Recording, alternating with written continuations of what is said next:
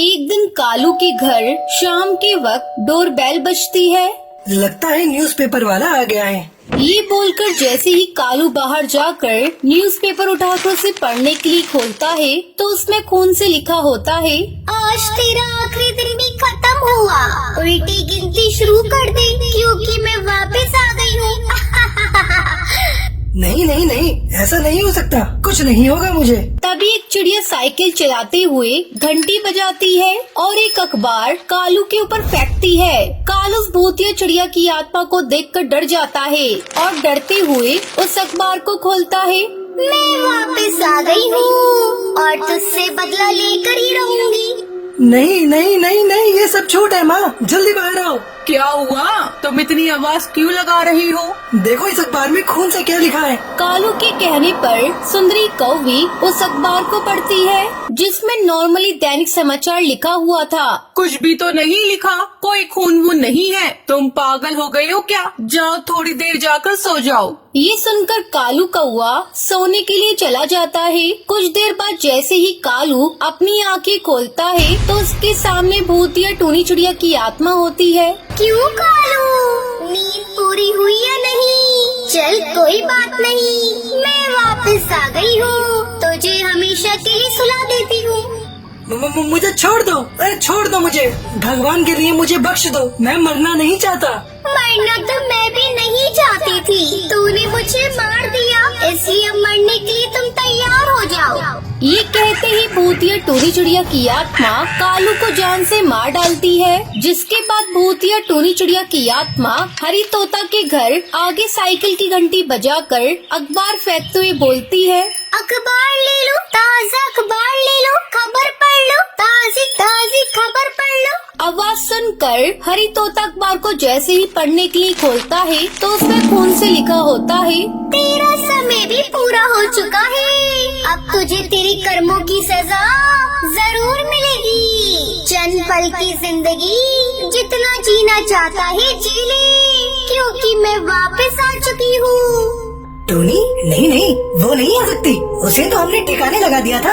और ये खून से लिखा हुआ अखबार यहाँ कैसे आया? कहीं वही तो ये देकर नहीं गई, इसका मतलब वो यही कहीं है। हरी ये बोलकर जैसे ही मुड़ता है तो उसके पीछे भूतिया टूनी चिड़िया की आत्मा को देखकर वो बहुत डर जाता है।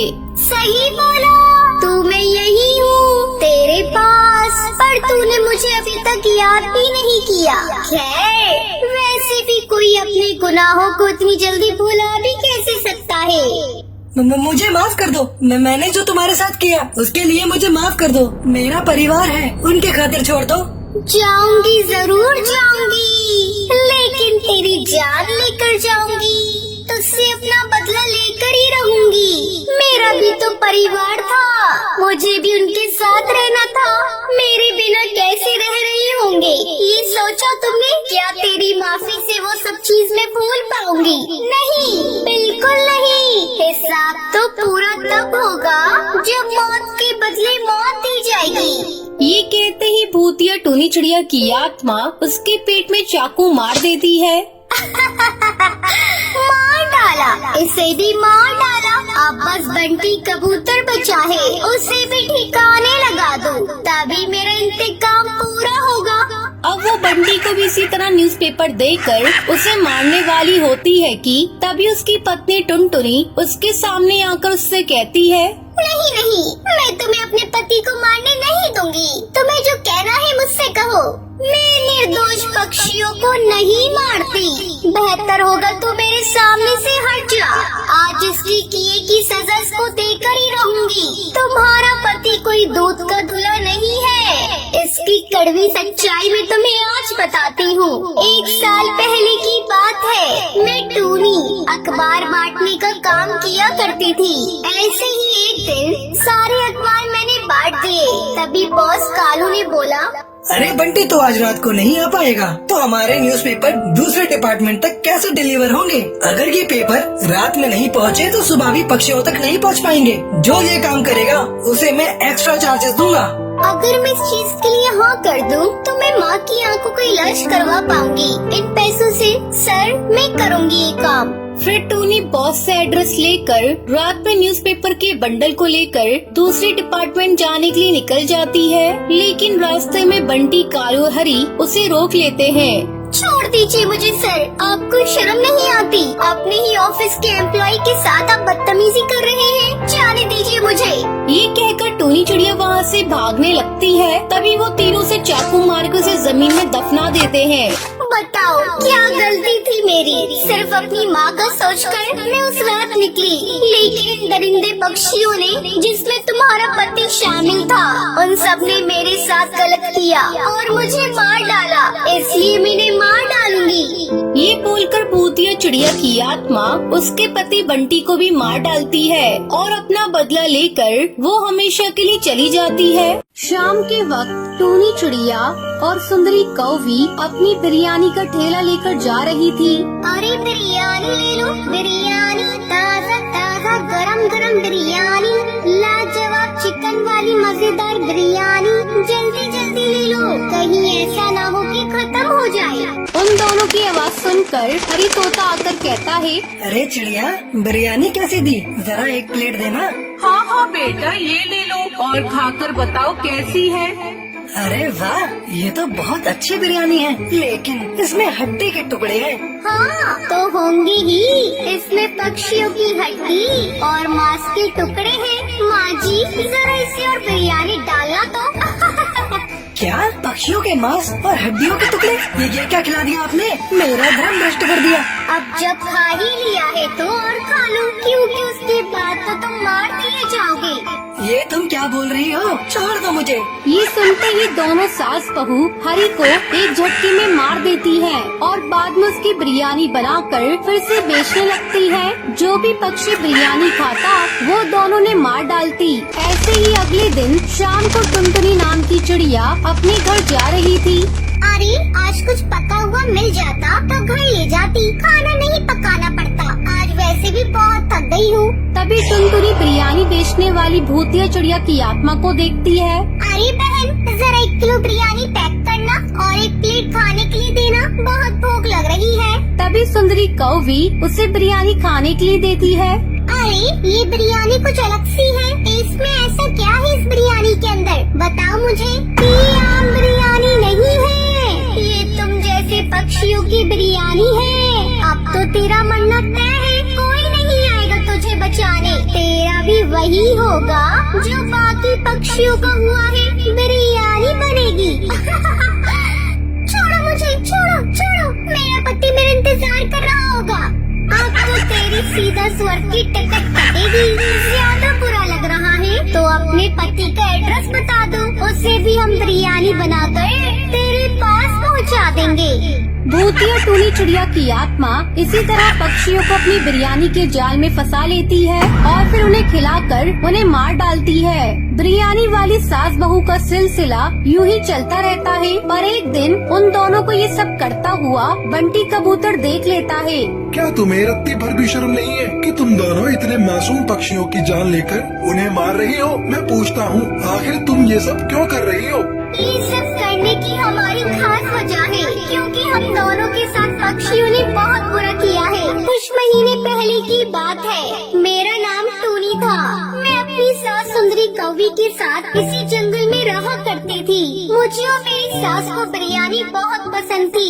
एक दिन मेरी सास ने मुझसे कहा, बहू, मैं सोच रही हूँ क्यों न हम सास बहू बिरयानी बनाने का कारोबार खोल दें। वैसे ही जंगल में सब पक्षियों को बिरयानी बहुत पसंद है। हम दोनों ने भगवान का नाम लेकर बिरयानी बनाने का धंधा शुरू किया। कुछ ही दिनों में हमारा कारोबार बहुत ही अच्छा चलने लगा। पर एक दिन कड़कनाथ सेठ और टुन्नू चिड़ा हमारी दुकान पर आते हैं। अरे चिड़िया, जल्दी से 2 प्लेट गर्मा गर्म बिरयानी लगा और हाँ, तंगड़ी ज्यादा डालना। जी भैया, अभी देती हूँ। दोनों खा पी कर बिना पैसे दिए जाने लगते हैं कि टूनी से रोककर कहती है, अरे भैया, पैसे तो देते जाइए। ओए, जरा समझा इसे कि कौन हूँ मैं। इस पूरे एरिया में मेरी कड़कनाथ सेठ दादागिरी चलती है और तू कड़कनाथ सेठ से पैसे लेगी। देखो बेटा, मेहनत से बनाया है, इसकी रकम तो अदा करो। मैंने अभी अभी अभी शुरू किया है, ये काम पैसे दो हमारे। ये सुनकर कड़कनाथ सेठ और टुन्नू चिड़ा उन दोनों को जान से मार देते हैं, जिसके बाद से उनकी आत्मा तड़पने लगती है और कहती है, इसने हमारे साथ बेईमानी की, इसलिए अब हम दोनों इन दोनों को नहीं छोड़ेंगे, इन दोनों को मार डालेंगे। ऐसा कहते ही दोनों ने बेरहमी के साथ तड़पा तड़पा कर मार डालती है। तेरी वजह से हमारा बिरयानी का बिजनेस बंद हो गया, लेकिन मरने के बाद भी हम बिरयानी बनाएंगे पक्षियों को मारकर, और सबसे पहले तेरी ही बिरयानी बनाऊंगी। बस तब से हमने पक्षियों को मारकर उनकी बिरयानी बेचना शुरू कर दिया।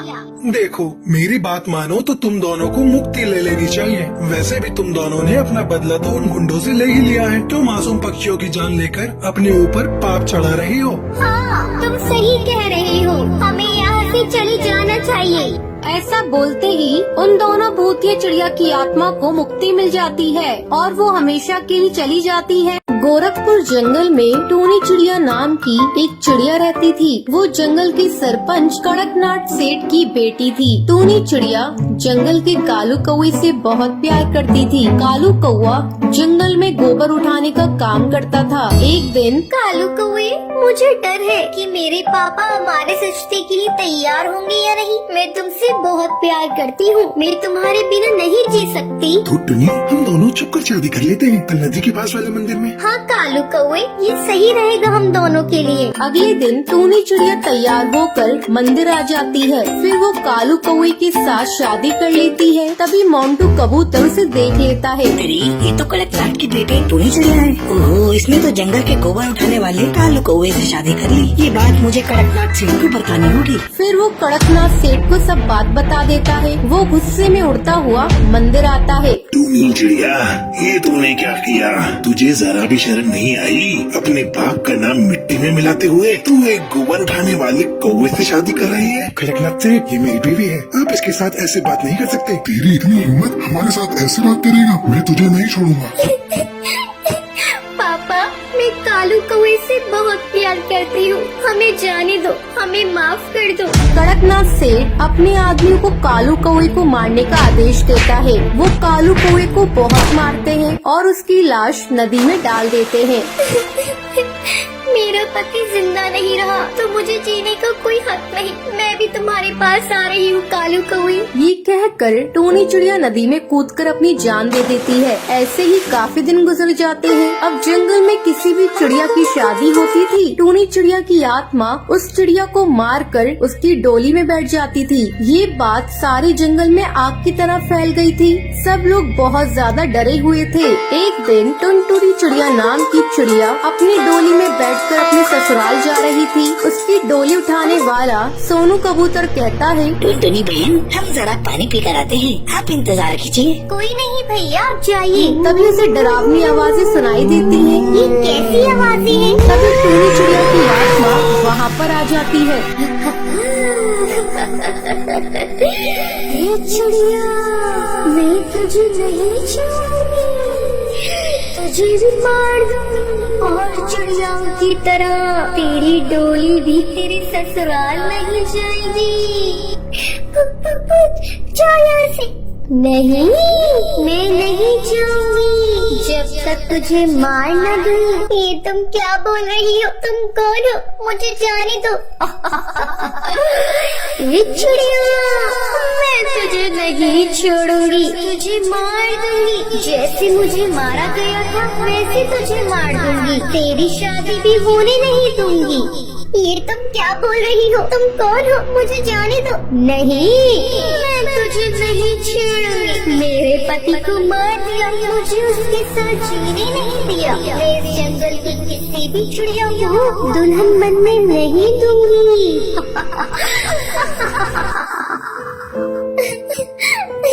इससे क्या फायदा होगा? तुम दूसरी चिड़ियाओं को मार के उनसे उनका प्यार क्यों छीनना चाहती हो? इससे तुम्हें तुम्हारा प्यार नहीं मिलेगा। इस बदले की आग में ना जाने तुमने कितनी चिड़ियाओं से उनका प्यार छीना। ये बहुत गलत बात है। माना तुम्हारे साथ गलत हुआ, लेकिन तुम दूसरों के साथ गलत करके ठीक नहीं कर रही हो। ये सुनकर टूनी चिड़िया को अपनी गलती का एहसास हो जाता है। हाँ टुनटुनी, तुम सही कह रहे हो, मुझे माफ